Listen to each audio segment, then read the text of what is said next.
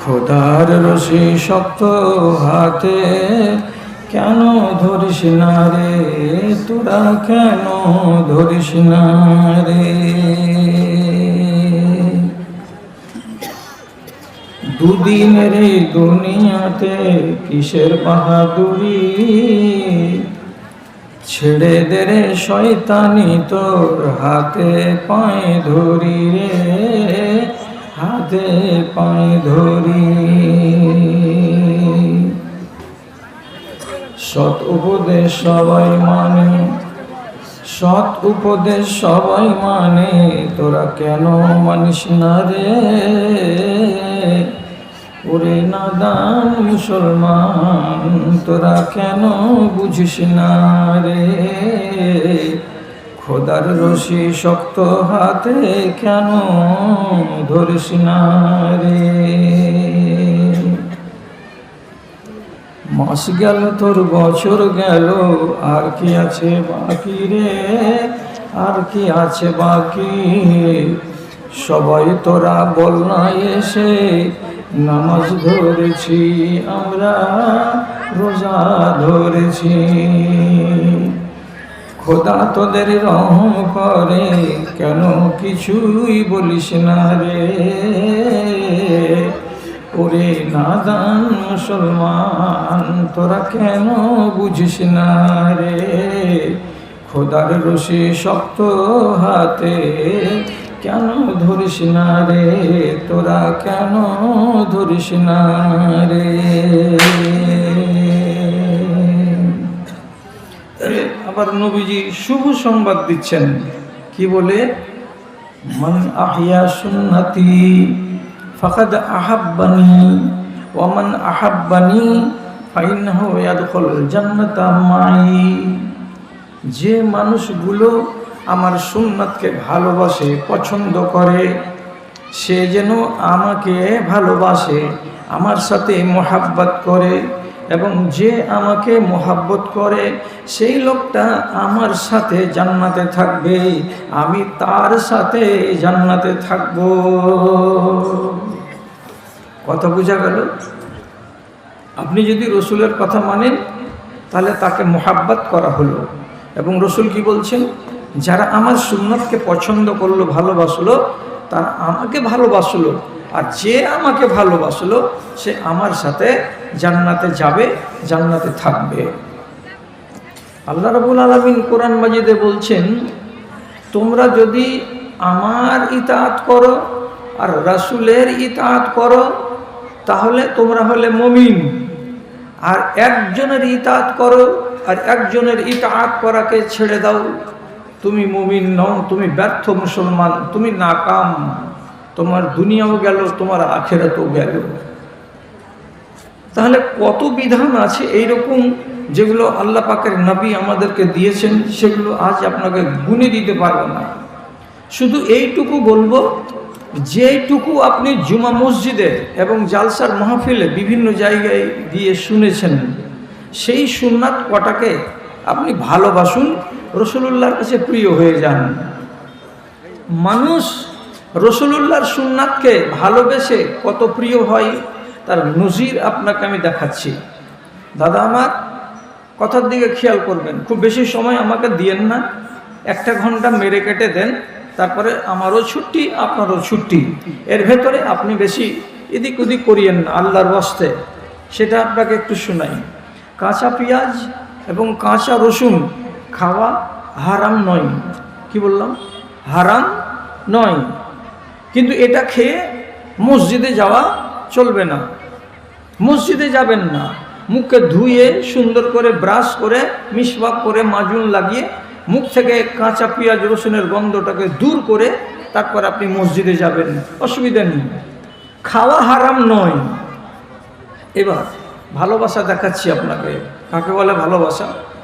রসুলুল্লাহ Medina গেলেন, 16-17 দিন কুবা নামক মসজিদের পাশে থাকলেন।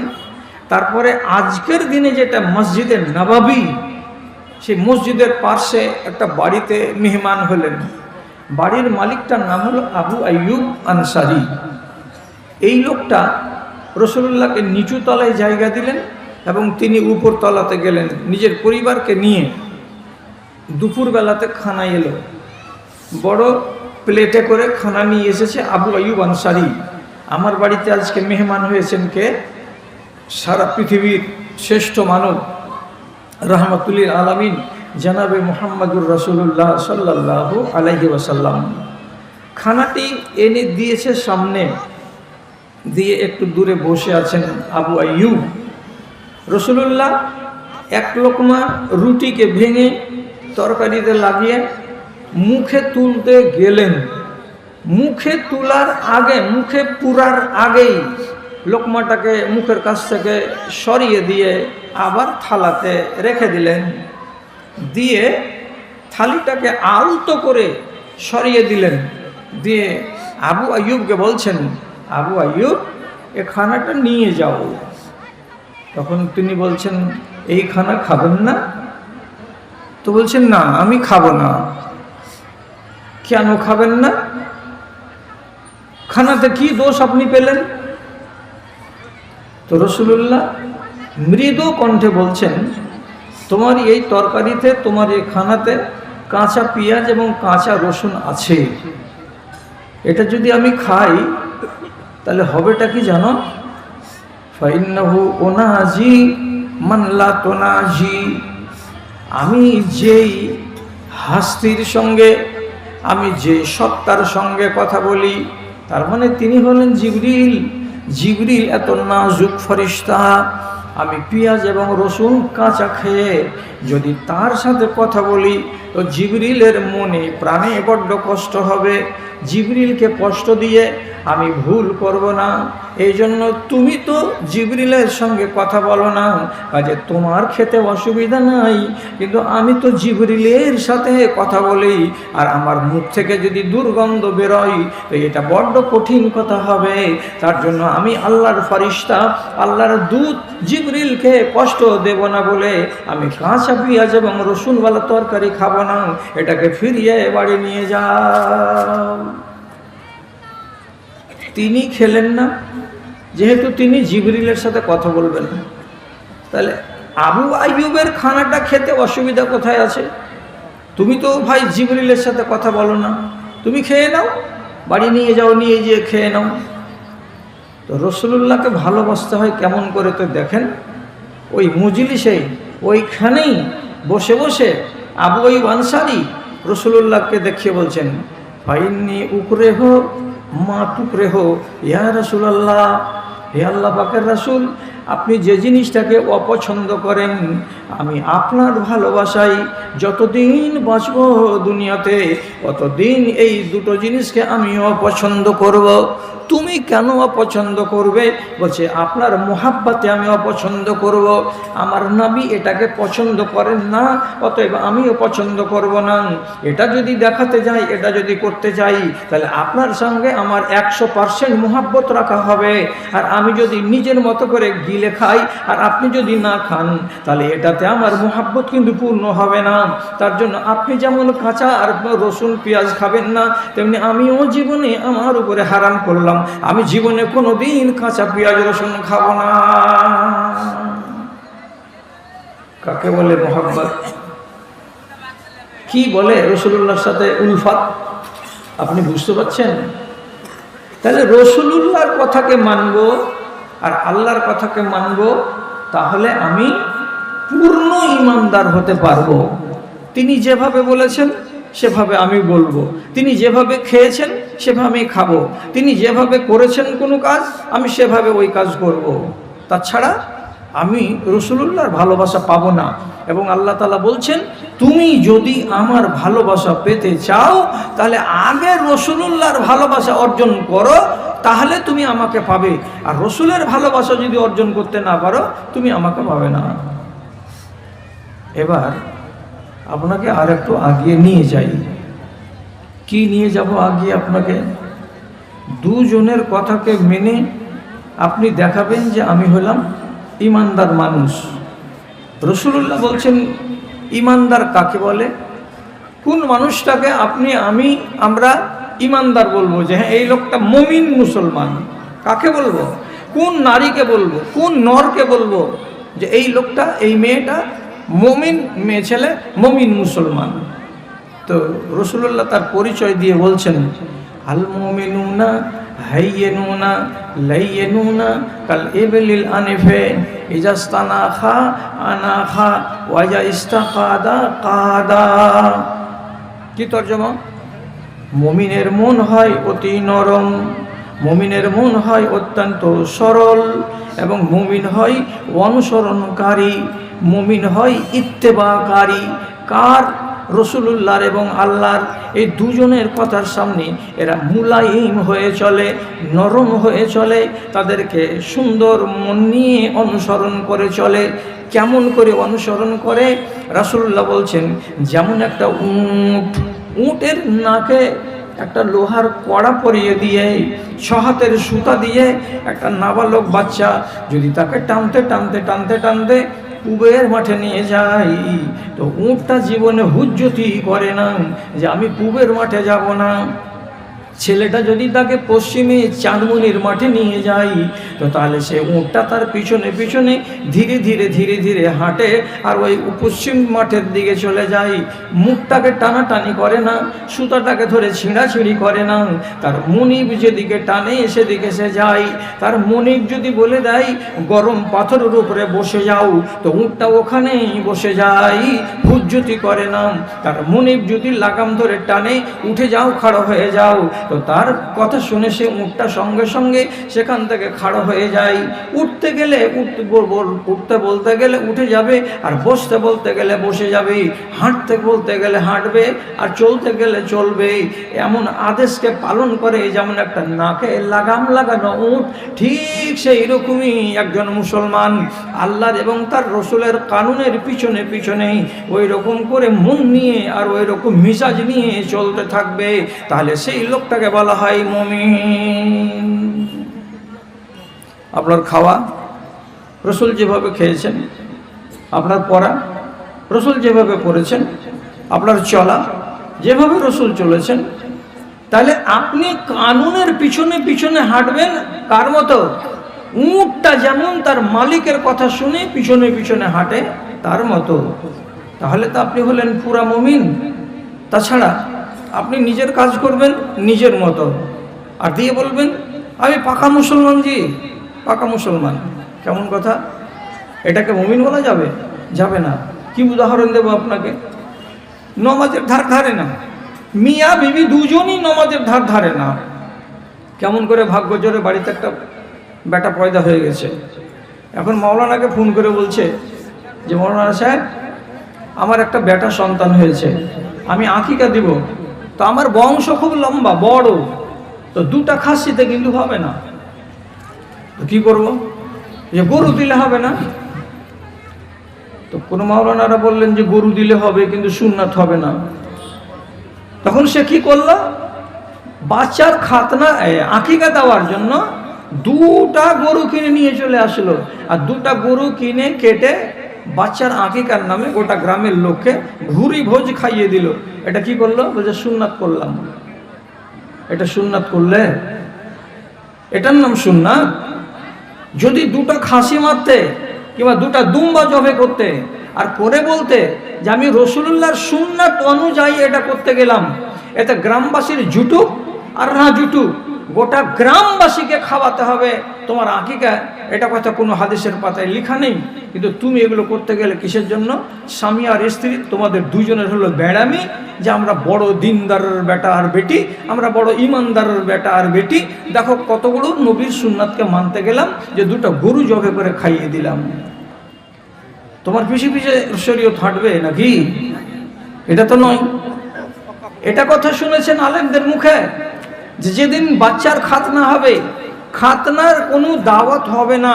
খাতনার দাওয়াত নেই শরীয়তে, মুসলমানি দেওয়ার দাওয়াত। কিন্তু আজকাল দেখবেন 8 দিন আগে কার্ড ছেপে গেছে, আর কার্ড ছাপিয়ে দেওয়া হয়েছে শুভ সুন্নাত, আর সুন্নাতের দাওয়াত দিলেন আপনি 250 জন বন্ধুকে, গলিতে বিশাল বড় শামিয়ানা আর 250 খান টেবিল আর ডেকোরেশন করা গলি, আর সেই গলিতে আজকে ভুরি ভোজ, 250 জন লোক খেলো, গ্রামের লোক সবাই মিলে খেলো। কিসের খানা এটা হলো? তো বলছে এটা সুন্নাত পালন করলাম। কিসের সুন্নাত? বলছে এইটা আমার ছেলেটার খাতনা দিলাম, তার জন্য 250 জন লোককে খাওয়ালাম। তোমার মন মতন শরীয়ত চলবে তোমার পিছনে পিছনে, না তুমি শরীয়তের পিছনে পিছনে চলবে? এ কথাটা কে তোমাকে শিখাবে? তুমি যদি শরীয়তের পিছনে পিছনে চলতে, তাহলে তোমার বাড়িতে মুরগি পর্যন্ত জবে হতো না। কিসের দিন? আকিকার দিন। আকিকার দিন এটা তো সুন্নাত। আমি প্রথমে বলিনি যে 10টা সুন্নাত? 10টা সুন্নাতের ভেতরে খাতনা করে দেওয়াটাও সুন্নাত। 10টা সুন্নাতের ভেতরে বগলের চুল উপড়ে দেওয়াটাও সুন্নাত। 10টা সুন্নাতের ভেতরে যৌনাঙ্গের নাভির নিচেকার চুল কাটাও সুন্নাত। এগুলো তো সব রাসূলুল্লাহর সুন্নাত।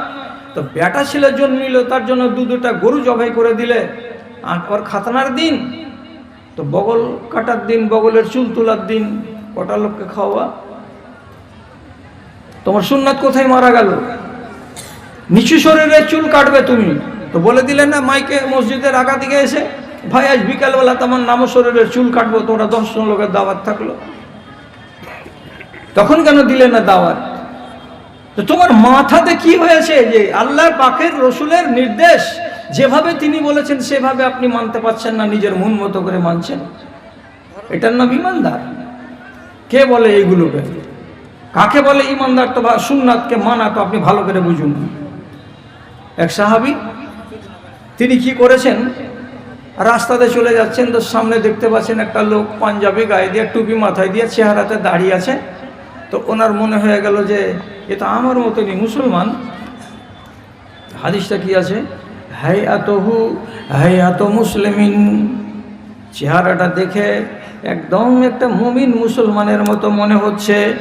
তখন ওই লোকটা আসলে কিন্তু মুসলমান নয়, লোকটা ছিল খ্রিস্টান। খ্রিস্টানদের ভেতরেও সালাম দেওয়ার রেওয়াজ আছে। তো যখন ওই লোকটা এই মুসলমান সাহাবীকে সালাম বলেছে, আসসালামু আলাইকুম, তখন এই মুসলমান সাহাবী তিনি তখন বলছেন, ওয়া আলাইকুমুস সালাম ওয়া রাহমাতুল্লাহি ওয়া বারাকাতুহু। মিঠা করে দোয়া দিয়ে দিলেন, পাল্টা দোয়া। তুমি সালাম দিলে আসসালামু আলাইকুম ওয়া রাহমাতুল্লাহ, আমি জবাব দিলাম ওয়া আলাইকুমুস সালাম ওয়া রাহমাতুল্লাহি ওয়া বারাকাতুহু। মিষ্টি করে সুন্নাতের উপরে আমল করে উনি তাকে জবাব দিয়ে দিলেন।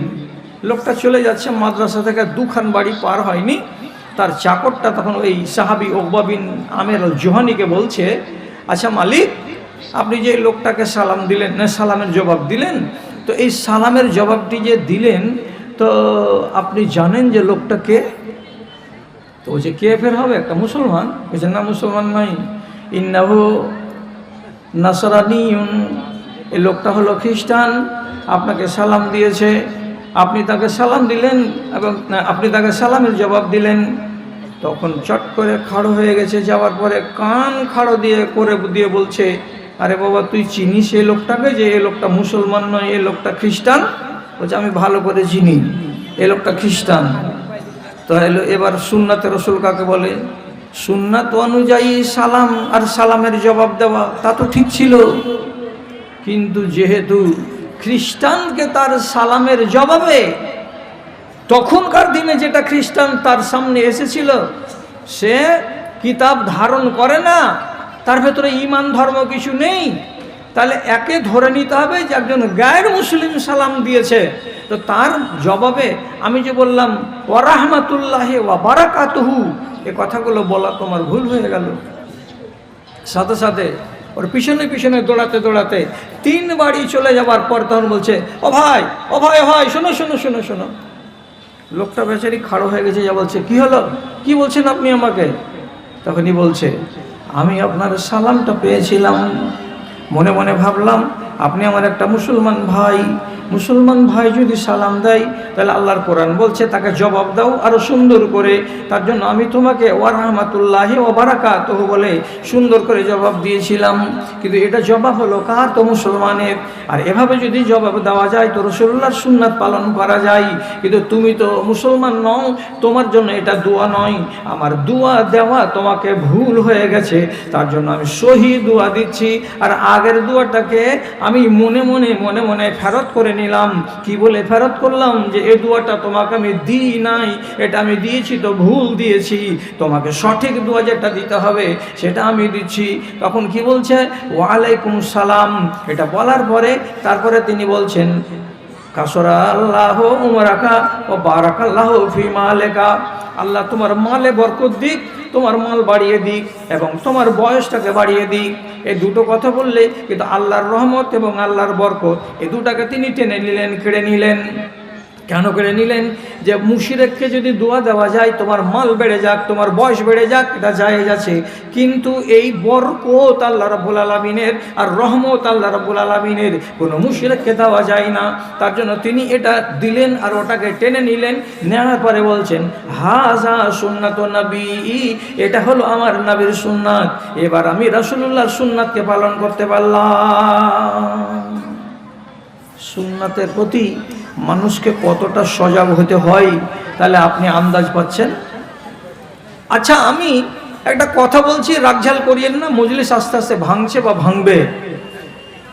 হুযাইফা রাদিয়াল্লাহু তাআলা আনহু বলছেন যে আল্লাহর রাসূল, আমরা খুব মন্দ সময়ে মন্দ যুগে ছিলাম। রে বাবা, এই ছেলেগুলা, এই বারে কেন যেছো, যাও এখনই গেল তো একদল। দেখালা যে খালি গায়ের বাছুর ছাড়লি দুধ হবে একবারে, খালি বাছুর ছাড়ো তো দুধ হবে একবারে, একটু দম লাও, একটু পরে, আধ ঘন্টা পরে যাও, আমি যখন যেতে বলবো তখন যেও। তো বলছে, হ্যাঁ যে রাসূল আমরা খুব মন্দ সময়ে ছিলাম। মন্দ সময় মানে কি? তো মন্দ সময় কাকে বলে তো শুনেন, খেয়াল করেন আমার দিকে, বেশিক্ষণ থাকবেন না, যতক্ষণ থাকবেন কথা শুনেন। বলছে, কবর থেকে লাশকে আমরা পাটাতন হটিয়ে তার গা থেকে 8 মিটার কাপড়কে চুরি করে নিয়েছি, আমাদের হাত কাঁপেনি, আমরা এত ছোট লোক ছিলাম। নিজের ওরুস জাত বেটিকে জিন্দাই মাটিতে ভরেছি, আমরা এত মন্দ লোক ছিলাম। আমার বাপের যদি 2-3টা বাড়িওয়ালি থেকেছে আর বাপ যদি মরে গেছে, তো বাপের যেটা ছোট বাড়িওয়ালি, আমরা বড় বেটা নিজের বাপের স্ত্রীকে বিয়ে করে নিয়েছিলাম, আমরা এত মন্দ যুগে ছিলাম। আমরা চোখের সামনে কোনো মেয়ে ছেলেকে দিনের বেলায় রাস্তা দিয়ে যেতে দেখতে পেলে আমাদের জিভ দিয়ে লাল ঝরে পড়তো, আমরা নিজেদেরকে সংবরণ করতে পারতাম না। সবসময় চেষ্টা করেছি নারীদের আবরুকে লুটে নেওয়ার, আর তার কোনো গুমতি নাই, তার কোনো ইয়ত্তা নাই। আমরা মদ না খেতে গেলে আমাদের রাত কাটতো না, আমাদের দিন কাটতো না, আমরা এত মন্দ সময়ে ছিলাম। কোরআনে এলো, আমরা ভালো দিন পেলাম, সুন্দর দিন পেলাম, আমরা মানুষগুলো ভালো হয়ে গেলাম। দিয়ে জিজ্ঞেস করে বলছেন আদবের সাথে, হাল বা'দা হাযাল খাইরা শাররুন, হে নবী, এই যে ভালো দিন এসেছে, এই ভালো দিনের পরে কি আবার আমাদের সামনে মন্দ দিন আসবে নাকি? যেই মন্দ দিনকে গত করে আমরা এসেছি, সেই রকম মন্দ দিন কি আবার আমাদের জীবনে আসবে নাকি? রাসূলুল্লাহ বলছেন, হ্যাঁ আসবে। এবার আবার মন্দ দিন আসবে তোমাদের সামনে, বিপদের দিন আসবে, ঈমান নিয়ে পরীক্ষা হবে। তো সেটা তো হলো 60 হিজরি সন থেকে শুরু করে 70 হিজরি সন, এই মধ্যখানে যে 10টা বছর কেটে গেছে, কঠিন সাংঘাতিক ফিতনার জমানা কেটে গেছে। তারপরে আবার তিনি জিজ্ঞেস করে বলছেন, আচ্ছা এই মন্দটা যে আবার আসবে, তারপরে কি আবার ভালো দিন আসবে? তখন নবীজি বলছেন, হ্যাঁ আবার ভালো দিন আসবে, কিন্তু সেই যুগের মুসলমানদের ঈমানে একটু করে ছেদ থেকে যাবে, সেই যুগের মুসলমানদের ঈমানের ভেতরে একটু করে ত্রুটি থেকে যাবে। পূর্ণ ঈমানদার, স্বচ্ছ ঈমানদার ওই যুগের মানুষের আগে দেখতে পাবে না। কাউরি না কাউরি ঈমানে দাগ লেগেই আছে, কাউরি না কাউরি ঈমানে একটু না একটু মন্দ দোষ লেগেই আছে। বিনা দোষের ঈমানদার পাওয়া যাবে না, বিনা দোষের কোনো মুসলমান মুমিন দেখতে পাওয়া যাবে না। দিয়ে রাসূলুল্লাহ একটা কঠিন কথা বললেন। কি কথা বললেন? বলছে ইয়াস্তান্নুনা বিগাইরি সুন্নতি ওয়া ইয়াহদুনা বিগাইরি হাদিই, যেটা আমার সুন্নাত নয় সেটাকে ওই যুগের লোকেরা সুন্নাত মনে করে চালাবে, আর যেটা আমার হিদায়াত নয়, তরিকা নয়, সেটাকে তারা নিজে আমার তরিকা বলে চালিয়ে দেবে। অথচ এটা আমার তরিকা নয়, অথচ এটা আমার সুন্নাত নয়। আমার সুন্নাতের ডাহা উল্টা কাজ করবে, আর করার পরে তারা বলবে এটা খাঁটি সুন্নাত আমরা পালন করলাম। এইরকম আসবে, এইরকম হয়ে মানুষেরা চলবে। একটা দিন আসছে তোমাদের সামনে যে ভালো দিন তো এলো, কিন্তু তোমাদের ইমানের ভেতরে ত্রুটি থেকে যাবে। কি? যে তোমরা যেটা আমার তরিকা নয় সেটাকে তোমরা তরিকা বানাবে, আর বানিয়ে তোমরা নিজেদেরকে আবার বলবে জোর গলা করে কি আমরা একটা ভালো কাজ করলাম, আমরা একটা নেক কাজ করলাম, আর আমরা একটা দিনদারি করলাম। আচ্ছা, কতখানি দিনদারি আমরা করলাম? এর উপরে আপনাকে একটা ছোট্ট করে উদাহরণ দিচ্ছি। সে উদাহরণটা হলো এই, রাসূলুল্লাহ মসজিদে নববীতে বলছেন দুটো কথা দুটোকে হেফাজত করেন। আর যেগুলো জালসা ভালো করে শোনা বেটি ছেলে, ওরাকে তো দেখলাম মসজিদে বসে বসে, ওদের মেলা করা হয়ে গেল, এখন বাড়ি গেছে। যে কটা আসো, আশা করি এগুলো জালসা শোনা মেয়ে ছেলে আসো, কান লাগিয়ে কথাগুলোকে একটু শুনো। রাসূলুল্লাহ মসজিদে নববীতে বলছেন দুটো কথা। একটা কথা বললেন মেয়ে ছেলেদেরকে, প্রথমত সেটা আপনি একটু আমার দিকে খেয়াল করুন। উনি বলছেন ইস্তাখিরনা ইস্তাখিরনা আলাইকুন্না বিহাফাতিত তারিক। যখন মসজিদে নববীতে জামাত হয়ে গেল, ছেলে আর মেয়ে সবাই নামাজ পড়ে মসজিদে নববীতে, আজও পড়ছে ছেলে মেয়ে সবাই একসাথে নামাজ। সেই মসজিদে নামাজ পড়ার পরে যখন নামাজ শেষ, তখন সব বাড়ি বেরো, তুমিও বের হবে, আমিও বের হব, মেয়েরাও বের হবে। তো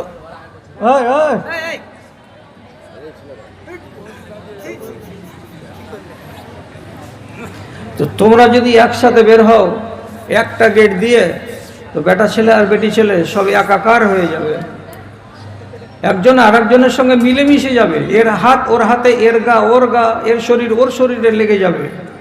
আর এটা ইসলাম চায় না। তো কি করতে হবে? তখন নবীজি বলছেন ইস্তাখিরনা ইস্তাখিরনা। যখন নামাজ শেষ হয়ে যাবে, তোমরা মেয়ে ছেলেরা একটুখানি মসজিদে দাঁড়াও, একটুখানি দেরি করো, যতক্ষণ পর্যন্ত পুরুষ লোকেরা গেট দিয়ে বেরিয়ে চলে না যাবে ততক্ষণ পর্যন্ত তোমরা মসজিদ থেকে বের হয় না। এইটুকু যদি 5টা মিনিট সবুর করো, তো বেটা ছেলেরা আরামে একা একাই বেরিয়ে যাবে, আর তার 5 মিনিট পরে তোমরা মেয়েরা তোমরা আলাদা আলাদা বের হবে। এতে করে ছেলে মেয়ের সঙ্গে আর মেয়ে ছেলের সঙ্গে একাকার হবে না, এবং তোমরা নেকি করতে এসে বদির বোঝা ঘাড়ে নিয়ে বাড়ি যাবে না। মেয়ে ছেলে পেলে থেমে গেল, ঝামেলাটা চুকে গেল। তারপরে রাসূলুল্লাহ একটা কথা বাড়িয়ে দিলেন। কি বললেন? আলাইকুন্না বিহাফাতিত তারিক। যখন বাড়ি যাবে তখন, যখন জালসায় যাবে তখন, যখন নিজের প্রয়োজনে এখান থেকে সেখান যাবে তখন, তোমরা নারী জাতি সব সময় মাথায় রাখবে তোমরা মধ্য রাস্তা দিয়ে চলবে না, তোমরা সব সময় রাস্তার কিনারা কিনারা কিনারা কিনারা হাঁটবে। মধ্যকার রাস্তাটা পুরুষদের জন্য ছেড়ে দেবে, আর তোমরা খবরদার রাস্তার কিনারা কিনারা হাঁটবে। এটা তোমাদের জন্য নীতি আল্লাহ রাব্বুল আলামিন ধার্য করে দিয়েছেন। এক কথা হলো। 2 নম্বর কথা পুরুষদেরকে বললেন, এই পুরুষরা, তোমরা যে মনে মনে করছো যে এইভাবে গায়ে গা লেগে গেল, হাতে হাত লেগে গেল, তাতে কি যায় আর তাতে কি আসে? তোমরা একটা কথা মগজে রাখো, মাথায় রাখো, আমি তোমাদের নেতা বলছি, আমি তোমাদের নবী বলছি, তোমাদের কল্যাণের জন্যই বলছি, অকল্যাণের জন্য বলিনি। কি বলবেন রাসূলুল্লাহ? আপনার কথাটা শুনি। তখন নবীজি বলছেন লান ইউতানা আলা রাসি আহাদিকুম খিতান খায়রুন লাহু আন ইয়ামুসা ইয়াদাহু বিইমরাতিন লাম তাহিল্লু লাহু। রাসূলুল্লাহ বলছেন তোমার মাথার উপরে যদি একটা 1 ইঞ্চির কাঁটাকে কেউ নিয়ে হাতুড়ি দিয়ে মেরে তোমার চাঁদিতে গেড়ে দেয়, তো এতে যতটা ক্ষতি হবে, এতে যতটা তোমার নোকসান হবে, এতে যতটা তোমার কষ্ট এবং বিপদ হবে, এর চাইতে 10 গুণ বেশি তোমার বিপদ হবে। কিসে? তোমার হাতখানা যদি একটা আজনাবি বেটি ছেলের গায়ে লেগে যায়, তোমার শরীরটা যদি একটা আজনাবি মেয়ে ছেলের শরীরে লেগে যায়, আর তোমরা যদি একাকার হয়ে যাও, তাহলে যেই মেয়ে ছেলেরই তোমার জন্য হালাল নয় এমন একটা হারাম মেয়ে ছেলের গায়ে গা লাগাতে গেলে, শরীরে শরীর লাগাতে গেলে, কাঁটা মাথায় গেড়ে দেওয়ার চাইতে 10 গুণ বেশি তোমার ইমানের জন্য ক্ষতিকর, তোমার জন্য একটা ভয়ঙ্কর পরিণাম ডেকে আনতে পারে। কাজে তোমরা কাঁটা মাথাতে লেগে যাওয়াটাকে মেনে নিতে পারো, কিন্তু জীবনে কোনোদিন আজনাবি মেয়ে ছেলের গায়ে গা লেগে যাওয়াটাকে হরগিজ হরগিজ তোমরা মানিও না। দুটোই তো হাদিস বললাম, তো দুটোই যদি হাদিস আপনি শুনে থাকেন, আর হোজাইফার হাদিসটা যদি এক্ষুনি 5 মিনিট আগে বলেছে, এটা যদি আপনার মাথায় থাকে যে তিনি কি বলেছেন, যে দিন তো ভালো আসবে, কিন্তু সেই যুগের মুসলমানেরা আমার যেটা সুন্নাত নয় সেটাকে সুন্নাত বলে চালিয়ে দেবে, আমার যেটা তরিকা নয় সেই তরিকাটাকে তারা এড়িয়ে গিয়ে নিজের মন মতো তরিকা ইজাদ করে তারা আমার তরিকা বলে চালিয়ে দেবে। এত বড় তারা অন্যায় কাজ করবে, একটা সময় আসবে। কেন বললাম কথাটা এই জন্য বললাম যে আপনাদের কাউকে ভালো লাগবে না, যারা জালসা কমিটি আছেন তারা। আপনাদের যদি কোনো 2-4 জন লোক যারা চোখওয়ালা, তারা আপনারা যখন জালসাটা রাত্রি 8টা-9টার সময় গনগন করে, তখন একবার কি বাইরে গিয়ে দেখেছিলেন? আপনারা কি একবার দক্ষিণ দিকে নদীর কিনারায় বাজারের দিকে খোঁজ খবর নিতে একবার গেছিলেন? কেউ যাননি। তাছাড়া অতদূর যদি না যেয়ে থাকেন, তো আপনাদের এখানে পুরুষদের সংখ্যা যতটি, তার তুলনায় ডবল মহিলাদের সংখ্যা ছিল না? এটাতে হ্যাঁ না তো বলতে পারবেন? হ্যাঁ বলতে পারবেন, নিশ্চয়ই বলতে পারবেন আপনারা। তাহলে আপনি যে জালসা কায়েম করেছেন কিসের জন্য? ওই যে এরা দিন শিখবে বলে। আর এই দিন শিখার অজুহাতে ছেলেদেরকে মেয়েদেরকে এক জায়গাতে জমা করলাম।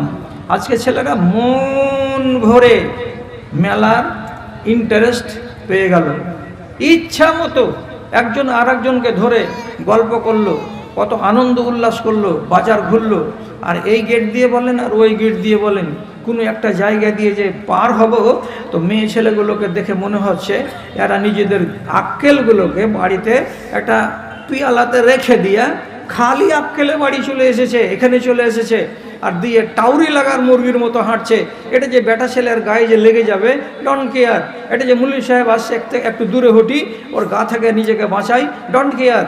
কেউ খেয়ালই করে না, হুড়াহুড়ি হচ্ছে, গুতাগুতি হচ্ছে, লড়ালড়ি হচ্ছে, সবই কিছু হয়ে চলে যাচ্ছে। জালসা হচ্ছে নেক কাজ, নেক কাজের নামে পাক্কা হারামি কাজ। এত বড় অন্যায় কাজ, যতটি পাপ আজকে হলো, এই পাপটির ভাগ কে কে নিবে? জালসা কমিটির। এইরকম করে আপনাকে বলেছে যে টাকা ইনকাম করো, আর করার পরে তুমি মাদ্রাসা চালাও। চোখের সামনে দেখে জ্ঞান হয় না যে বেটি ছেলেগুলোর যদি টাইমটা বেলা 12টা থেকে শুরু করে মাগরিব পর্যন্ত করে দিয়ে ইশতেহারে বলে দিই যে একটা মেয়ে ছেলে এখানে টিকবে না, নিজের বাড়ি চলে যাও, রাত্রিবেলা শুধু পুরুষের আওয়াজ শুনবে, তাহলে কি হয় না? করলে হবে। আর না হয় আপনার যদি ক্ষমতা থাকে তো মহিলাদের জন্য স্বতন্ত্র একটা দিন করে দেন, যে তোমাদের বুধবার আর পুরুষ লোকদের হবে বৃহস্পতিবার, বুধবারের দিন ছেলেরা আসবে না, আর বৃহস্পতিবারের দিন মেয়েরা আসবে না, তোমরা আলাদা থাকো, তোমরা আলাদা থাকো। তাহলে তো এইভাবে মিলামিশা হবে না, আর এইভাবে মিলামিশা করে গুনাহ খাতা করবে না। আর এই সমস্ত গুনাহগারদের কাছ থেকে 5টা 10টা 20টা করে টাকা পেলাম, আর টাকা পেয়ে খুশি হলাম, মাদ্রাসা চলবে, দিনের কাজ হবে, এতে বরকত হবে? আপনারাকে আগামী দিনের জন্য ভাবতে বলছি, যে আপনার ময়দান যখন ছোট, তখন আপনাকে কোনো না কোনো একটা ডিসিশন নিতেই হবে, যাতে করে পাপ থেকে আমি নিজে বাঁচি আর আমার কমকে আমি বাঁচাতে পারি। তাহলে তো হলাম আমরা ইমানদার। ইমানের দিকটা দেখছি না কেন? জমানাটা এত আমাদের এরকম ড্যামেজ কেন হলো? মুর্শিদাবাদের যতগুলো জালসা দেখবেন এখনকার দিনে সব একই নিয়ম। ওই বেলা, দিনের বেলা থেকে মাগরিব পর্যন্ত মেয়েদের, রাতের বেলায় ছেলেদের, অথবা কোনো কোনো জায়গাতে একদিন হবে মেয়েদের আর একদিন হবে ছেলেদের। তাহলে একটু শাসন থাকবে। আর দোকানওয়ালাদেরকে একটা ইশতেহারে লিখে দিয়ে 10টা স্বেচ্ছাসেবক দেন, আর দেওয়ার পরে কমসে কম লাঠি হাতে করে ওরা মুখে বলুক যে দোকান বসবে না, দোকান বসবে না বলে জালসা মালদা জেলাতে এখন হতে শুরু হয়েছে এবং কামিয়াব। গত 3 দিন আগে টেঙ্গুরবোড়া কুমেদপুরের দক্ষিণ দিকে জালসা হলো, মোটামুটি 5000 হবে বেটা ছেলে, এত বিশাল বড় মজলিস, আর 5000 হবে মেয়ে ছেলে, একটু দূরে আলাদা জায়গায় আছে, একটা দোকান নাই। ওই যুবক ছেলেপিলেগুলো যারা জালসা শুনতে আসে না, যারা মস্তানি করতে আসে, তারা খেপা কুকুরের মতন এদিক ওদিক ঘুরে টুরে বলছে চল চল চল চল, আর কি জালসা শুনবি, চল, হয়ে গেল, বাড়ি চল। আর যারা শোনার লোক তারা একটা সুযোগ পেল, তাহলে তারা কি জালসা করে কামিয়াব হয়নি? তারা জালসা করে কামিয়াব হয়েছে। আপনিও কামিয়াব হবেন যদি আল্লাহ রাব্বুল আলামিনের এটা ইচ্ছা থাকে যে এই মাদ্রাসাওয়ালারা আল্লাহকে মানে আর তার রসুলের কানুনকে মানে, সুন্নাতকে মানে, তো তাহলে পরে রব্বুল আলামিন গায়েবী মদদ দিবেন। সুন্নাতকে ভালোবাসেন, বরকত আছে। উদাহরণ কি দেব, কি উদাহরণ আপনাকে দেব, খেয়াল করুন কথার দিকে। রসুল্লাহ মার খেলেন, কঠিন মার খেলেন তায়েফের মাটিতে, রক্তে রক্তাক্ত করে দিল।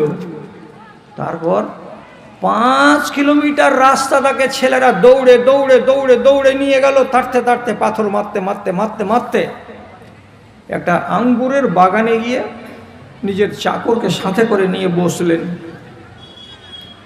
এই বাগানটা কার? মক্কার লোকের, উতবা আর শাইবা, 2 জন লোকের এটা বাগান। বাগানে বসে আছেন রাসূলুল্লাহর সারা শরীরে যেখান সেখান দিয়ে রক্ত। এমন সময় এই 2 মালিক দূরে বসেছিল, দিয়ে নিজের চাকরটাকে ডেকে বলছে, রে এই চ্যাংড়াটা আমাকে টোলার রে, মক্কার ছেলে এটা, ই পাগলা ওখানে পাগলামি করতে করতে আজকে তাইফে চলে এসেছে, আর দেখো তো কত করে মার দিল একে তাইফের লোকেরা। তো কাফের হতে গেল, জানে দয়া হলো, এতটি আঙ্গুর গুচ্ছা একটা গামছাতে বেঁধে দিয়ে ওদের চাকর ওকে বলছে, যা রে যা যা যা, এই পানিটা মশকের আর এই আঙ্গুর কয়টা এই যে লোকটা বিধ্বস্ত হয়ে বাগানে বসে আছে ওকে দিয়ে আয়, বেচারি খাবে।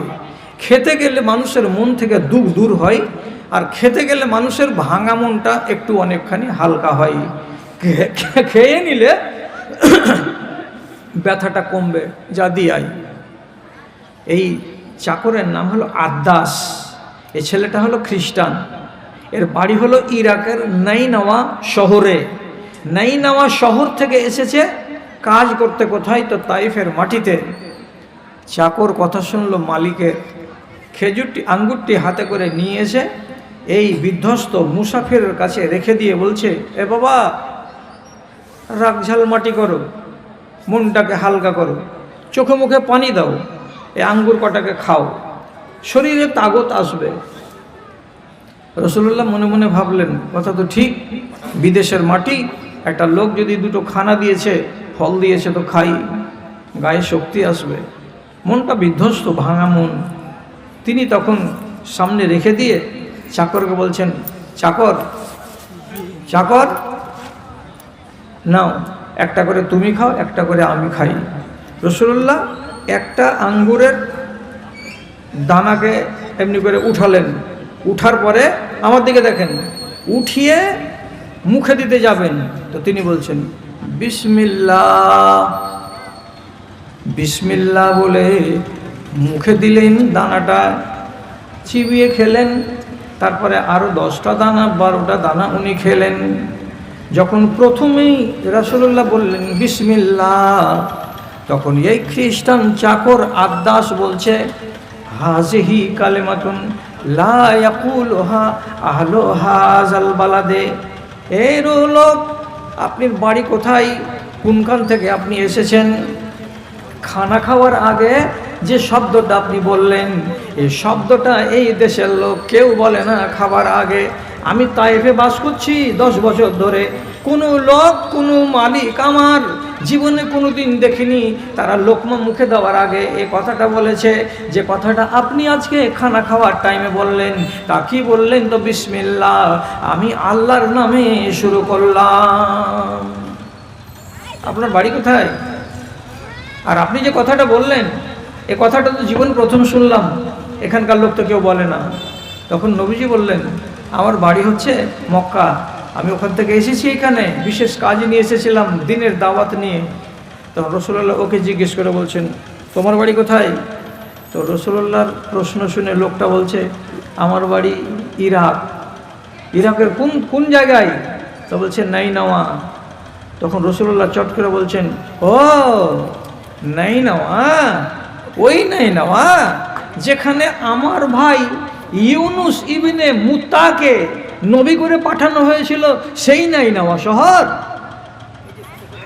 তখন লোকটা তাজ্জব বনে গিয়ে বলছে, মুচকি হেসে বলছে, হ্যাঁ হ্যাঁ হ্যাঁ হ্যাঁ হ্যাঁ হ্যাঁ, ওই শহরটাই, যেটা নাইনাওয়াতে ইউনুস নবীকে পাঠানো হয়েছিল, আল্লাহ তাআলা হিদায়াত দেওয়ার জন্য পাঠিয়েছিলেন তাকে, ওই শহরেরই আমি লোক।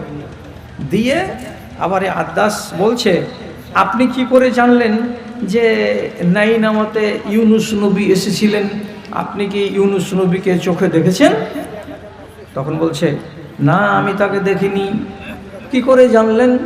তো তিনি তখন জবাব দিয়ে বলছেন, আল আম্বিয়া ও বানুল আল্লাহতে, পৃথিবীতে যত নবী এসেছেন সব এরা হলো বাপের দিক দিয়ে এক ভাই আর মায়ের দিক দিয়ে হলো আলাদা আলাদা সৎ ভাই। ইউনুস নবীকে রব্বুল আলামিন নাইনাওয়া শহরে পাঠিয়েছিলেন, সে কথা আমাকে আল্লাহ কোরআনে খবর দিয়ে দিয়েছেন। আমি কোরআন থেকে জানি ইউনুস আলাইহিস সালাতু ওয়াস সালামকে নাইনাওয়া শহরে পাঠানো হয়েছিল। তিনি একজন নবী, আমি যেমন নবী, তিনি ছিলেন একজন নবী। তিনি গত হয়ে গেছেন, তারপরে আমি এখন দুনিয়াতে আছি, আমিও আমার কাজ করে টোরে দিয়ে আমিও বিদায় হয়ে যাব।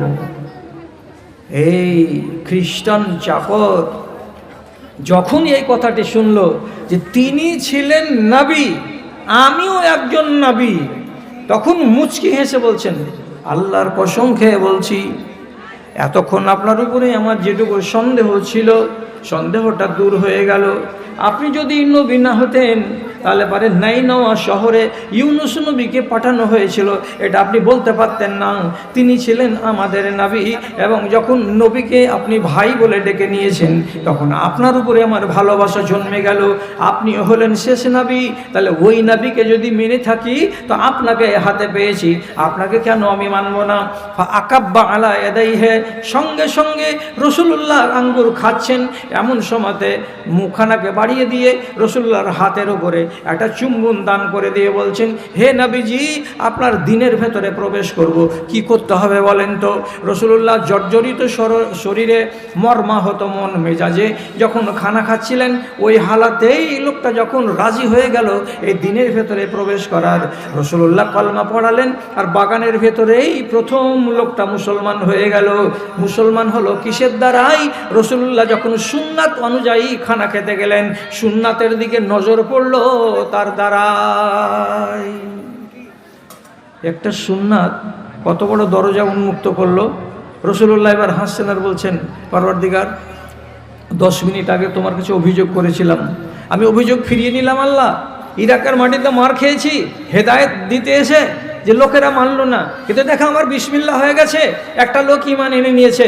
আর কিছুদিন যেতে গেলে তায়েফের লোক যে ঈমান আনবে না, এর কোনো মানে নেই, এদের আলাওলাদেরা আমার দাওয়াতকে কবুল করবে, এরা একদিন ঈমানদার হয়েই যাবে। আজকে দেখেন ঈমানদার, কিন্তু ঈমানদার হওয়ার সূচনাটা কোনখান থেকে হলো? সুন্নাতকে পালন করা, চোখে দেখলো, তাতে থেকেই শুরু হয়ে গেল। তো আপনি সুন্নাতকে কেন মানেন না? বিয়েতে সুন্নাত নাই? আছে। খাওয়া দাওয়াতে সুন্নাত নেই? আছে। আপনার জীবন যাপন করবেন বিবির সঙ্গে, তাতে সুন্নাত নেই? আছে। বড় দুঃখ লাগে, ওয়াজ করে করে 65-66 বছরে পড়ে গেলাম, মুসলমান জাতি রাসূলুল্লাহর সুন্নাতকে অগ্রাহ্য করে নিজের মন মতন চলছে আর নিজের মন মতো জিন্দেগি কাটাচ্ছে।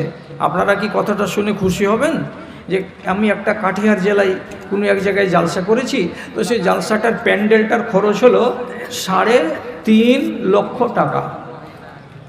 এদিক ওদিক থেকে বাল্বের যে ঝলকানি আসছে, আল্লাহু আকবার, সহ্য করার নয় এত ঝলকানি।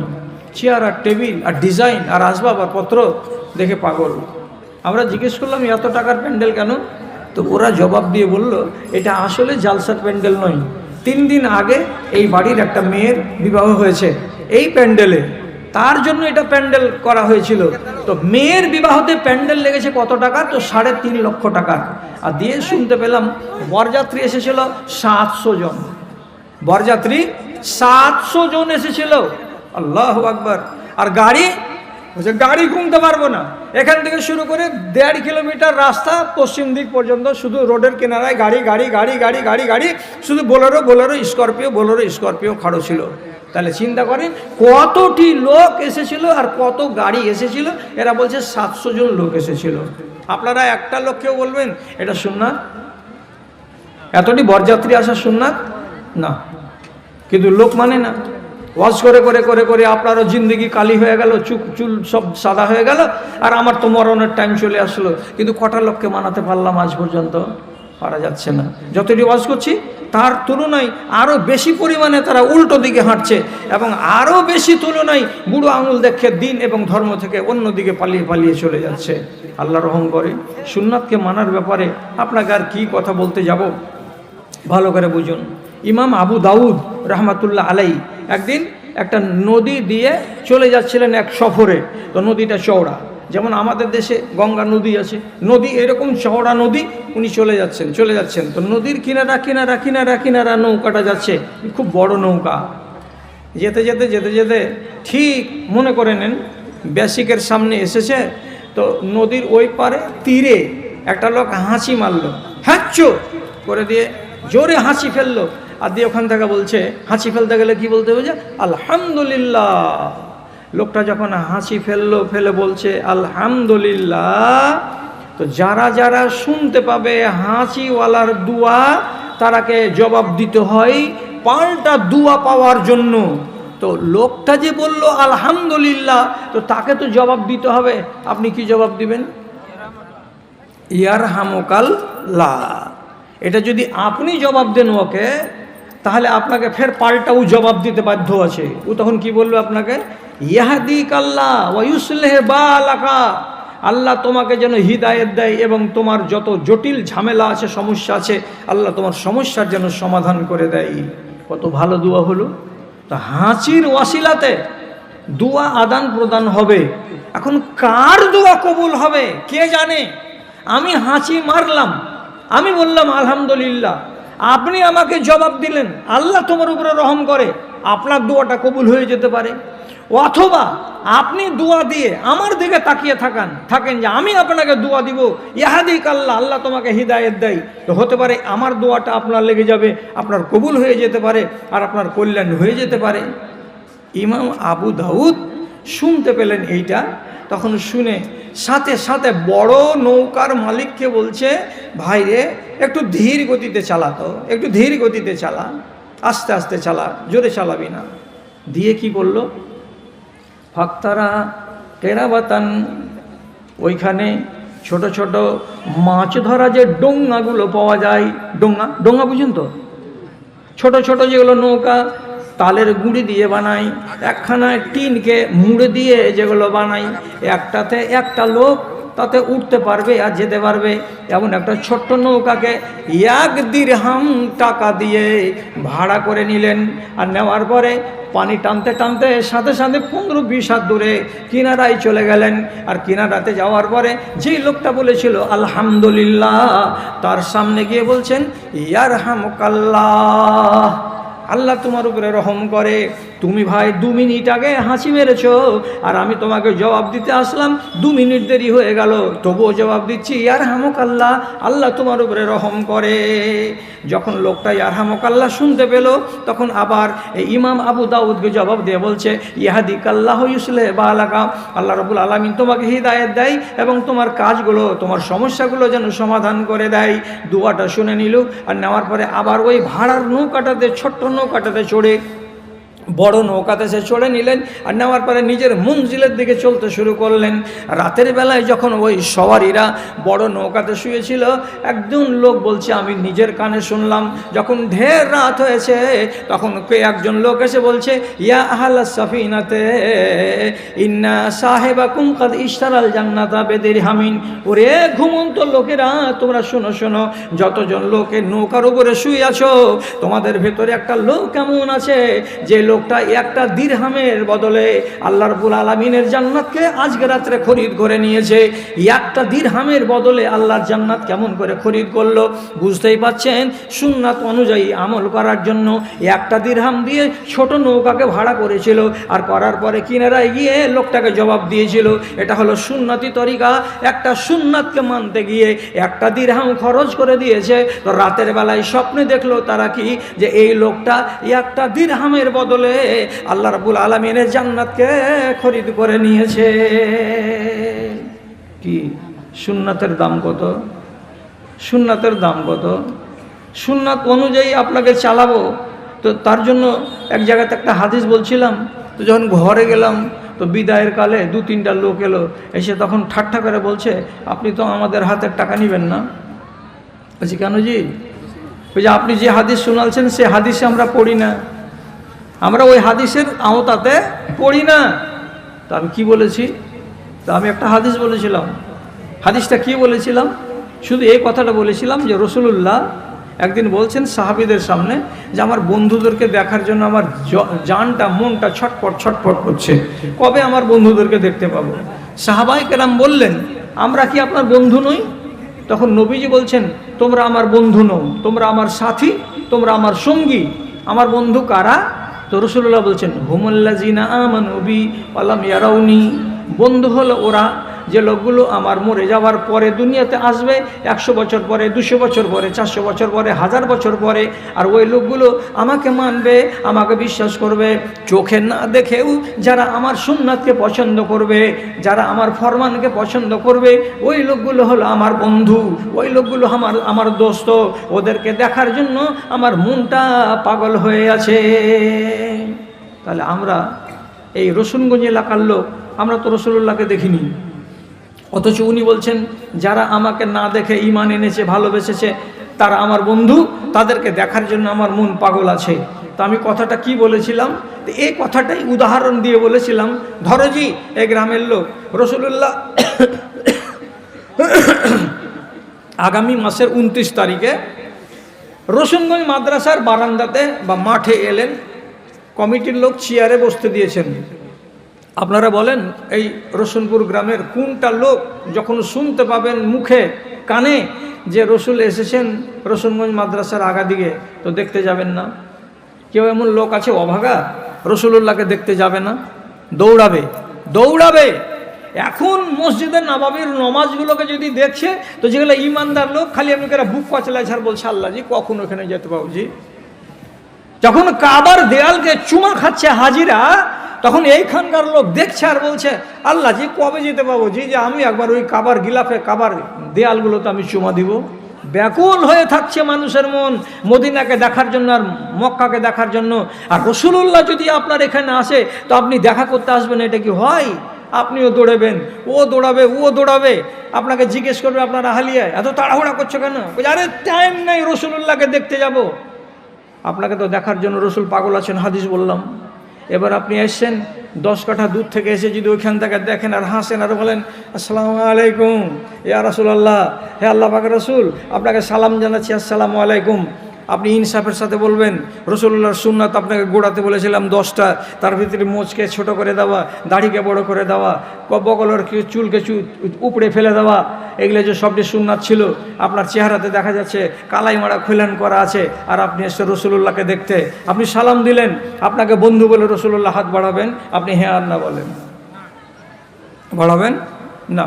কেননা যে আমার সুন্নাতকে তুমি পছন্দ করো না।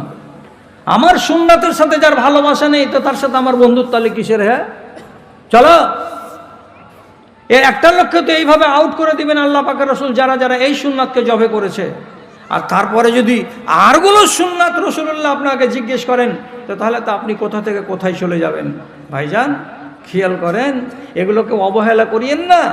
আর আপনাকে অনুরোধের সুরে বলছি, কোনো জালসাতে যাবেন, যে জালসাতে গেলে আপনি কিছু শিক্ষা নিয়ে ওখান থেকে উঠে আসবেন, আর আপনার মগজে কথাটা আছে যে আমি মাগরিব থেকে বসবো না, অমুক লোকটা যখন উঠবে তখন আমি বসবো, ওর কথা থেকে কিছু শিখবো। তাহলে ঠিক ওই লোকটার বেলাতে সামনে বসবেন আর ওর কথাগুলোকে মেনে নেবেন, গ্রহণ করে নেবেন, এই মানসিকতা নিয়ে আসবেন।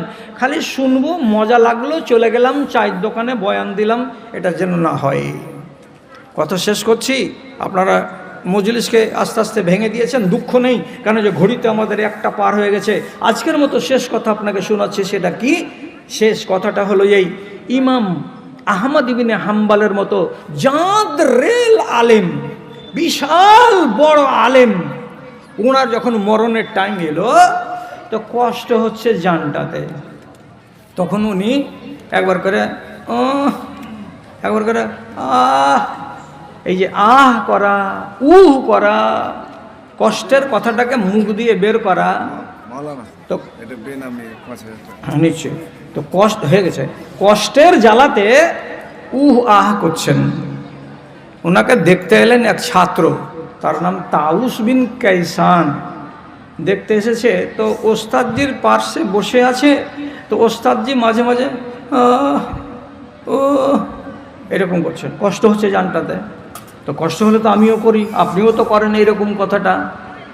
তখন তাউস বিন কাইসান ইমাম আহমদকে বলছেন কানে কানে গিয়ে, ওস্তাদজি আপনি হলেন বড় আলেম, আমি হলাম আপনার একটা আদনা শাগির। আমি একটা কথা বলছি, ইন্নাল মালাইকাতা ইয়াকতুবু আনিনাল আবদে, আল্লাহর যে দুটো ফেরেশতা আছে কাঁধে, যে ভালো লেখে ডান কাঁধেরটা আর মন্দ লেখে বাম কাঁধেরটা।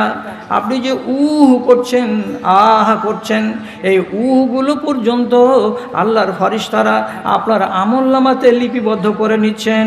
ওরা একটাও আহকে বাদ দেয় না, একটাও উহুকে বাদ দেয় না, সব আমরা আপনার আমলের খাতায় জমা হয়ে যাচ্ছে। তখন তিনি বলছেন, ইয়া আল্লাহ, কোন কথা হলো?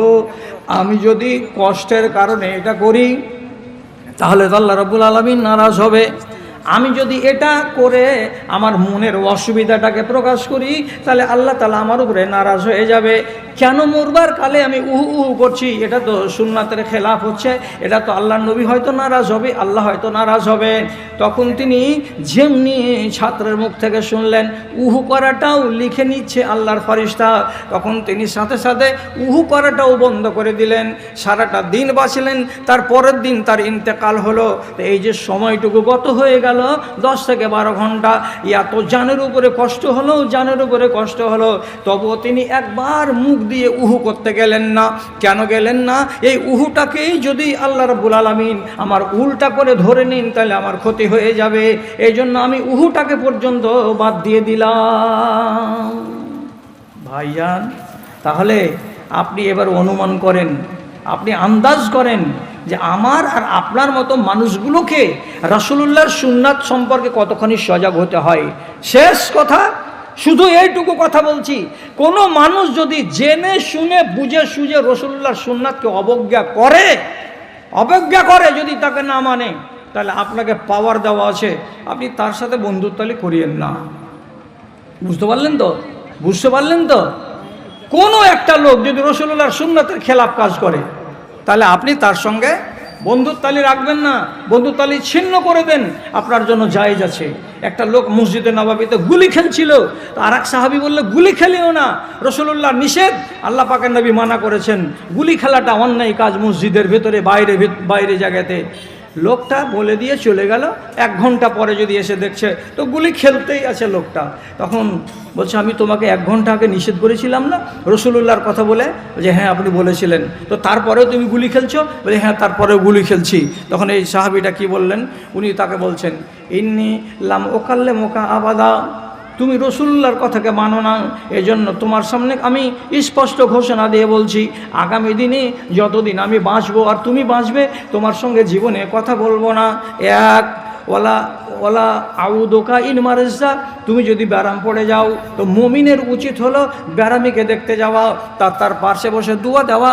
আমি কথা দিচ্ছি, তুমি যদি অসুখ পড়ে যাও আর আমি যদি কানে খবর পাই যে আব্দুল সালাম ব্যারাম পড়ে আছে, তা আমি তোমাকে দেখতে যাব না। আর তারপরে আরও কথা বলছি, তুমি যদি মরে যাও এই সময়ের ভেতরে আর আমি যদি বেঁচে থাকি আর তোমার কথা যদি শুনতে পাই বেলা 2টার সময় আব্দুল সালামের জানাজা হবে, আমি বাড়িতে বসে থেকেই যাব, কিন্তু তোমার জানাজায় হাজির হব না। কেন হব না? কেন হব না? কেন কথা বলবো না? কিসের জন্য এত বড় সিদ্ধান্ত?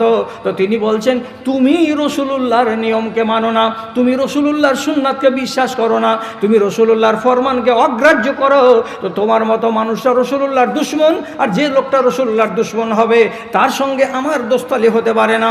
এই জন্য আমি তোমার সঙ্গে সমস্ত রকম বন্ধুত্বালি ছিন্ন করে নিলাম।